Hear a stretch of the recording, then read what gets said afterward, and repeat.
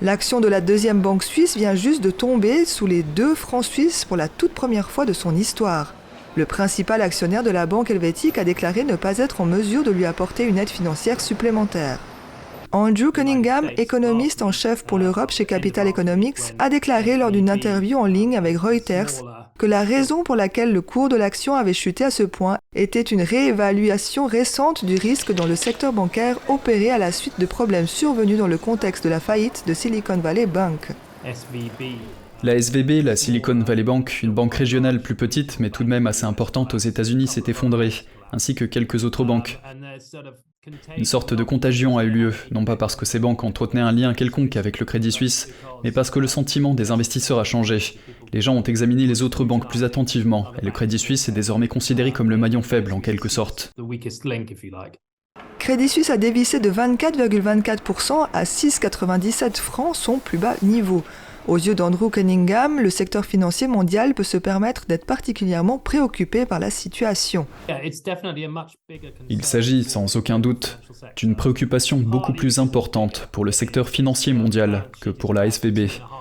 C'est en partie lié au fait que le secteur mondial est plus grand.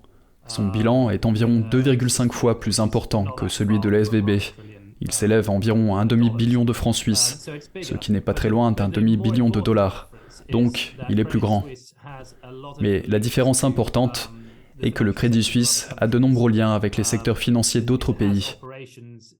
Il a donc des activités aux États-Unis, dans d'autres parties de l'Europe, et plus largement dans le monde entier. Il aura beaucoup plus de créanciers et de filiales ailleurs qui pourraient potentiellement se retrouver en difficulté si le Crédit Suisse devait avoir des problèmes.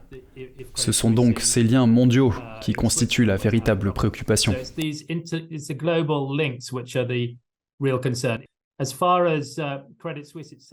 En ce qui concerne le Crédit Suisse lui-même, il est vraiment difficile de savoir de quelle façon il pourra se redresser. Il dispose d'une sorte de plan de restructuration qu'il espère mettre en œuvre, mais cela va prendre du temps, on parle de quelques années, plutôt que d'une solution qui permettrait de redresser la situation très rapidement.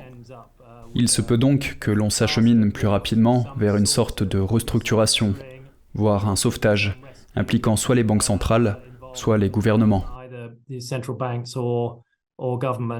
À noter que dans une déclaration commune, le régulateur financier suisse FINMA et la Banque centrale du pays ont cherché à apaiser les craintes des investisseurs en promettant une bouée de sauvetage en liquidité à Crédit Suisse dans un geste sans précédent de la part d'une banque centrale. Le Crédit Suisse s'est félicité de la déclaration de soutien de la Banque nationale suisse et de la FINMA.